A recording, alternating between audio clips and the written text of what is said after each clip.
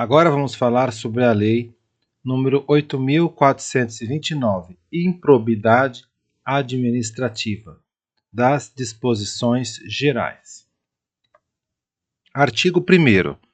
O sistema de responsabilização por atos de improbidade administrativa tutelará a probidade na organização do Estado e no exercício de suas funções, como forma de assegurar a integridade do patrimônio público e social, nos termos desta lei. Parágrafo 1º. Consideram-se atos de improbidade administrativa as condutas dolosas tipificadas nos artigos 9º, 10º e 11º desta lei, ressalvados tipos previstos em leis específicas. Parágrafo 2º. Considera-se dolo a vontade livre e consciente de alcançar o resultado ilícito tipificado nos artigos 9º, 10º e 11º desta lei, não bastando a voluntariedade do agente. Parágrafo 3º. O mero exercício da função ou desempenho de competências públicas sem comprovação de ato doloso com fim ilícito afasta a responsabilidade por ato de improbidade administrativa. Parágrafo 4º. Aplicam-se ao sistema de improbidade disciplinada nesta lei os princípios constitucionais do direito administrativo sancionador. Parágrafo 5º. Os atos de improbidade violam a probidade na organização do Estado e no exercício de suas funções e a integridade do patrimônio público e social, dos poderes executivo, legislativo e judiciário, bem como da administração direta e indireta, no âmbito da União, dos Estados, dos municípios e do Distrito Federal. Parágrafo 6º. Estão sujeitos às sanções desta lei os atos de improbidade praticados contra o patrimônio de entidade privada que receba subvenção, benefício ou incentivo fiscal ou creditício de entes públicos ou governamentais, previstos no parágrafo 5º deste artigo. Parágrafo 7º. Independentemente de integrar a administração indireta, estão sujeitos às sanções desta lei os atos de improbidade praticados contra o patrimônio de entidade privada cuja criação ou custeio ou erário haja concorrido ou concorra no seu patrimônio ou receita atual, limitado o ressarcimento de prejuízos, nesse caso, a repercussão do ilícito sobre a contribuição dos cofres públicos. Parágrafo 8º.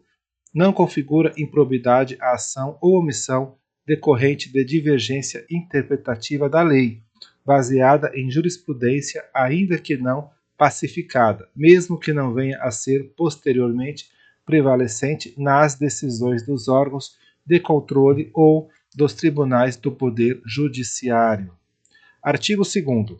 Para os efeitos desta lei, consideram-se agente público ou agente político, o servidor público e todo aquele que exerce, ainda que transitoriamente ou sem remuneração, por eleição, nomeação, designação, contratação ou qualquer outra forma de investidura ou vínculo, mandato, cargo, emprego ou função nas entidades referidas no artigo 1º desta lei.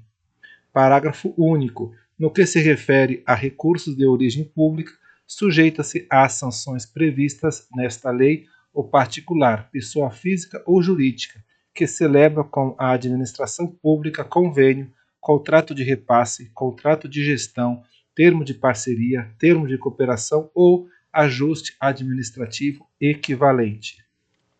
Artigo 3º. As disposições desta lei são aplicáveis no que couber àqueles que, mesmo não sendo agente público, induza ou concorra dolosamente para a prática do ato de improbidade. Parágrafo 1º.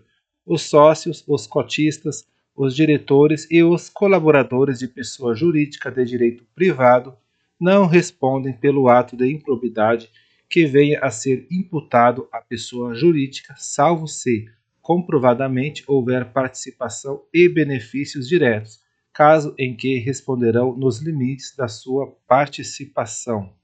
Parágrafo 2º. As sanções desta lei não se aplicarão à pessoa jurídica, caso o ato da improbidade administrativa seja também sancionado como ato lesivo à administração pública do que trata a Lei nº 12.846, de 1º de agosto de 2013.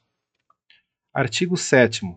Se houver indícios de ato de improbidade, a autoridade que conhecer dos fatos representará ao Ministério Público competente para as providências necessárias.